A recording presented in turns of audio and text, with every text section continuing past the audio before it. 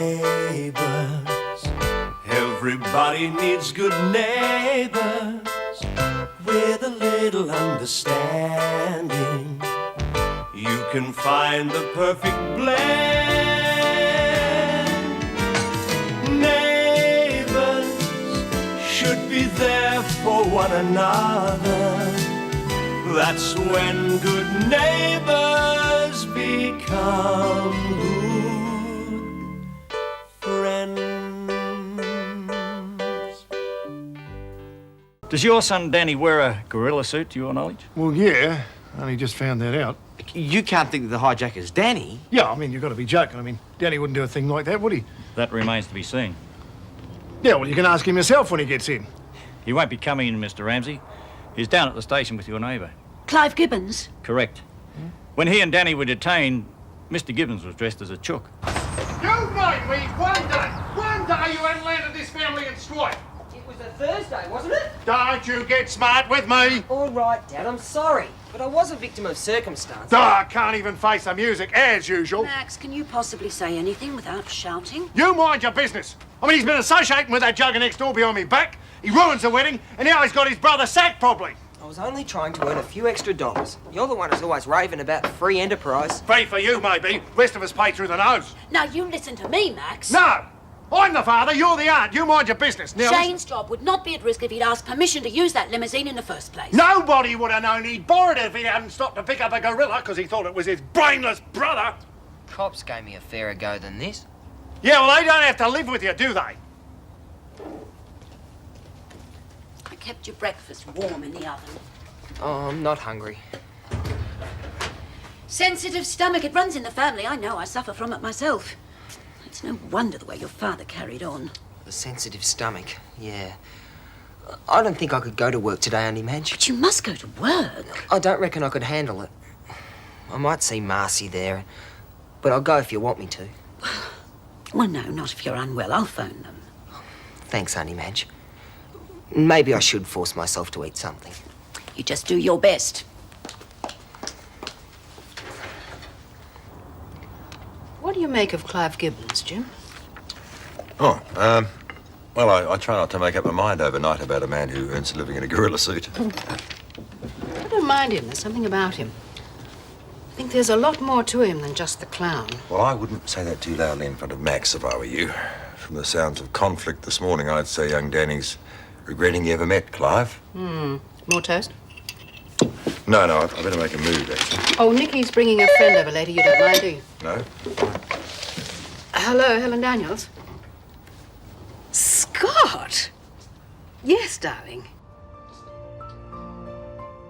Oh, I see. Well, don't worry. Your dad will be there to meet you. Okay, bye. Scott will be home today. The school tour's been cut short. Oh, that's great. Well, with Scott home, things will be almost back to normal. Nothing wrong, is there?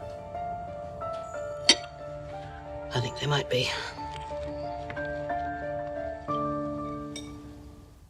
But yes, it could even be gastric. Well, thank you for being so understanding. I'm sure he'll be back at the bank tomorrow. Right. Bye-bye. I forced myself. Now, listen to me, young man. You are going to have to end your association with Clive Gibbons. Hang on, I thought you were on my side. Your father may have his faults. Well, there's no maybe about it. He certainly does have his faults. But he is still your father. But what's wrong with Clive? You've been taking phone bookings for him. That is another matter entirely, Danny. You work in a bank. That is a position with a certain amount of prestige, and it also carries responsibilities. He's the only chance I have to get extra dough.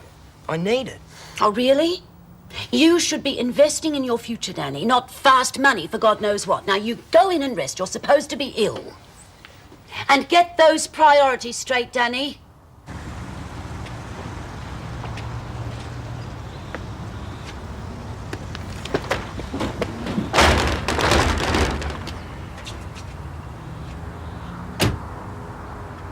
Morning. Just a game to you, isn't it? Not after a night in jail, Mr. Ramsay.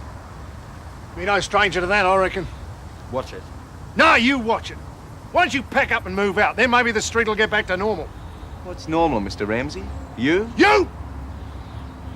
You get my son mixed up in any more of your cockeyed schemes, I'll run you out of town.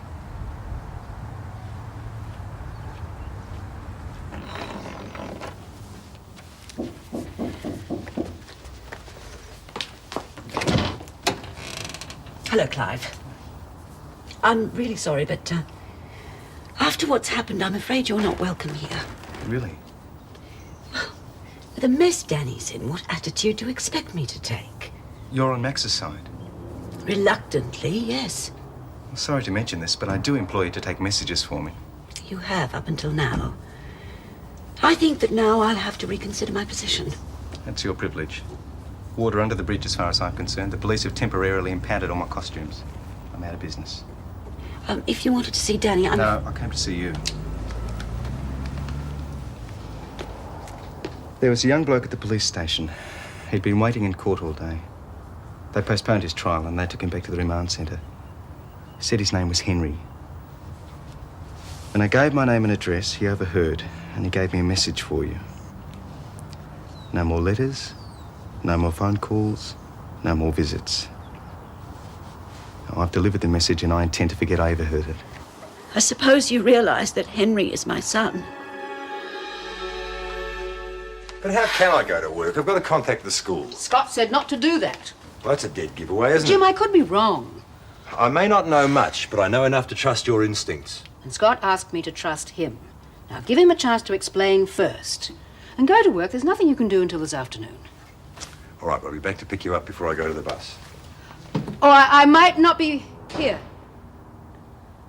I have to be somewhere else. I did my best for Henry. So don't expect me to take any responsibility for what he did. I've no intention of doing that. Some stupid woman might. Parents let their children run wild these days.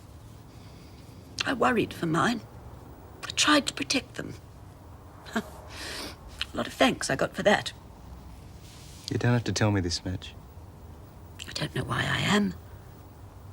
I suppose I trust you. Yeah? Anyway, Henry's taking the blame for the people who led him into this mess. Not that I'm excusing his part in it. I love him. Now he won't even see me. I just felt that you deserved an explanation. Well, I hope things work out, Midge. Likewise. You're out of work. Oh, well, when one door closes, another one slams. That's my motto. I don't believe in setbacks. Is Danny okay? Yes, he's resting. Well, time I went. I'm next door, Madge, if I'm needed.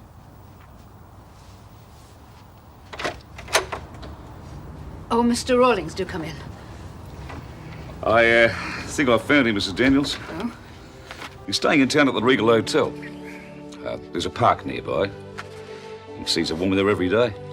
The sketch you gave me was in first class. I'm sure this is him. Thank you very much, Mr. Rawlings. I'll send you a check. Goodbye. Thank you.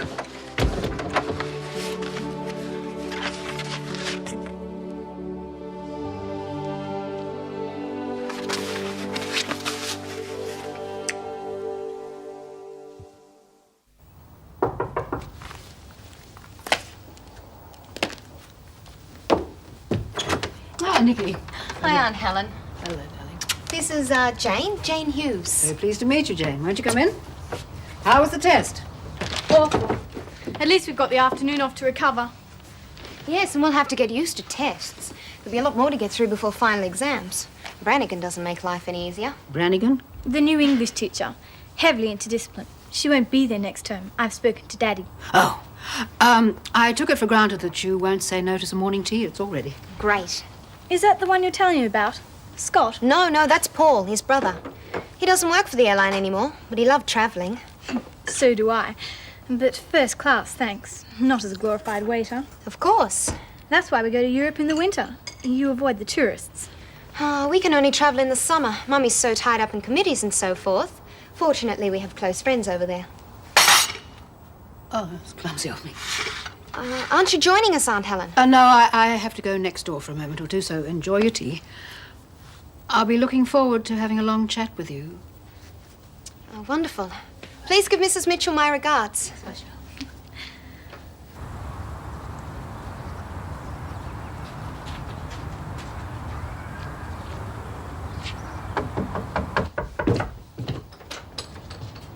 I'm glad they let you out. Charge you? Worse than that, they kept the costumes as possible evidence. But it's fate, Danny, fate. You've got to ride with the punches.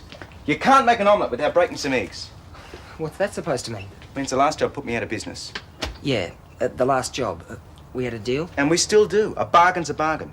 Now, you're a good worker, and as soon as I'm into something new, you're on the payroll. That's why I'm here. About being paid, Clive. Oh, I like your style, mate, but we can't negotiate salaries till I know what I'm into. The world's full of possibilities. Pit rocks, yo-yos, hula hoops.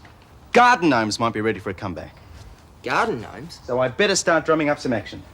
Thanks for coming over to boost me up, kid. As soon as I'm into something new, you're back on the payroll. Yeah. Don't worry, Danny, you're in.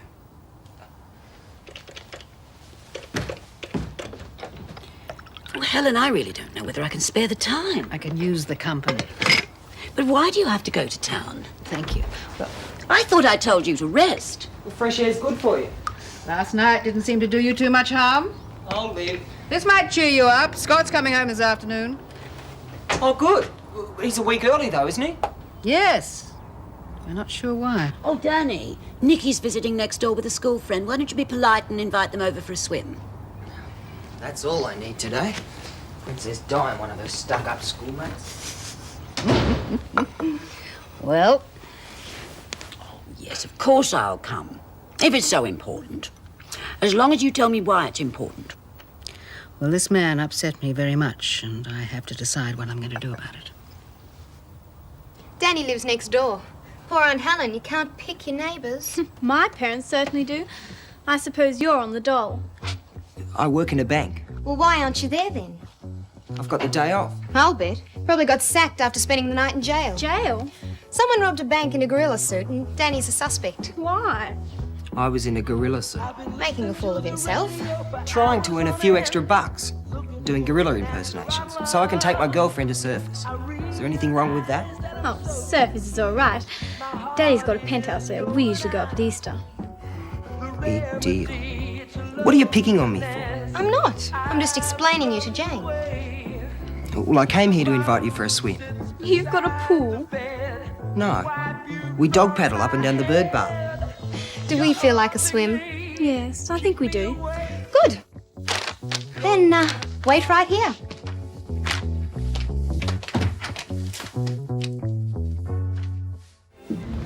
What time is it? Almost midday. What are you going to do if he doesn't show up? I'll cut my losses and buy you lunch. And then Is that him? Yes. Helen. He looks very respectable. That's what I thought. What are you going to do? I'm going to make him pay. Yeah, well, I certainly do. Sorry. I thought you said lunch was ready. Well, it nearly is. Give me a break, will you? This isn't whole egg mayonnaise. Typical. I can stomach it if there's some juice. Juice.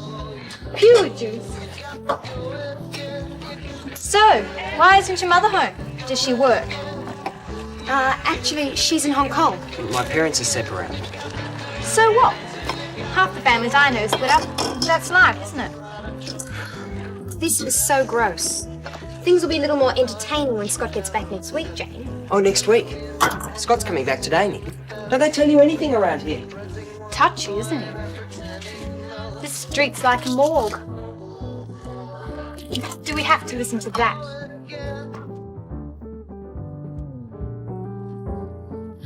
So, what happens this afternoon? Why don't we all go out? Where'd you have in mind? A pinball parlour? Told me he was an art dealer. I believed him.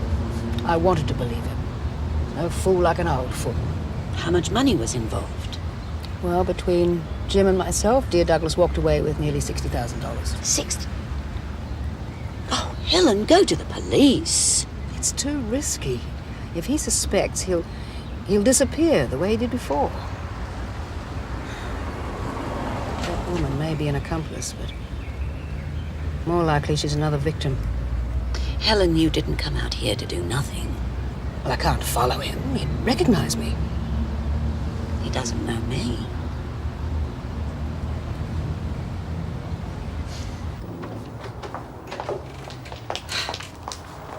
Where are the girls? They just left. I'm not surprised. Look at this mess. Oh, Danny, I'm disappointed in you. Oh, good heavens. Clean up out there and then you can start in here.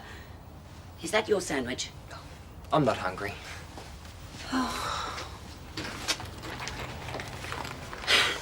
Helen, I still think that you should go to the police. Let them investigate this man. You know, I thought I really cared for him.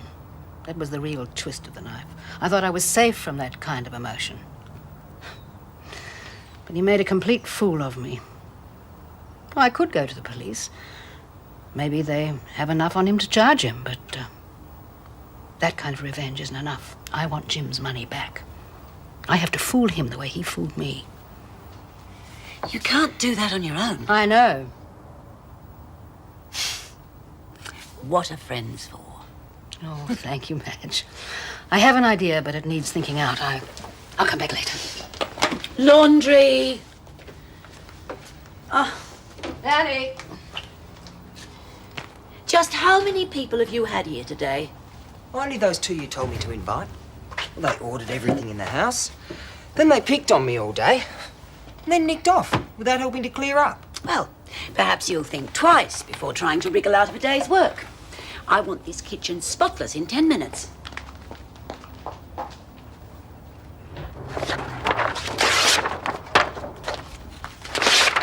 Never pictured you as a temperamental artist. Oh, I'm just burying a bit of the past, that's all. Can you do that?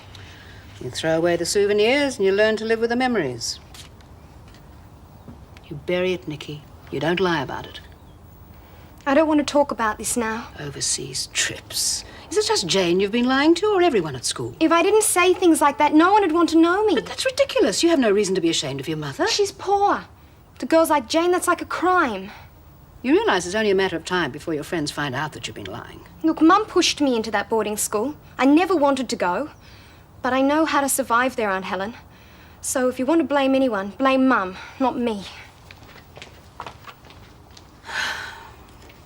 Looks like it. It's here, Daddy! It's here! It's here!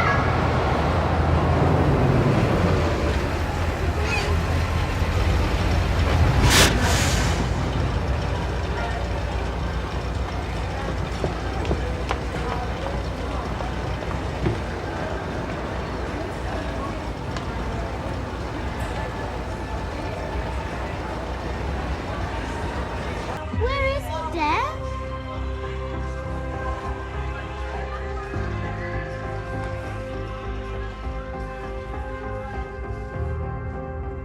Where's Scott? I don't know, Lucy. I don't know.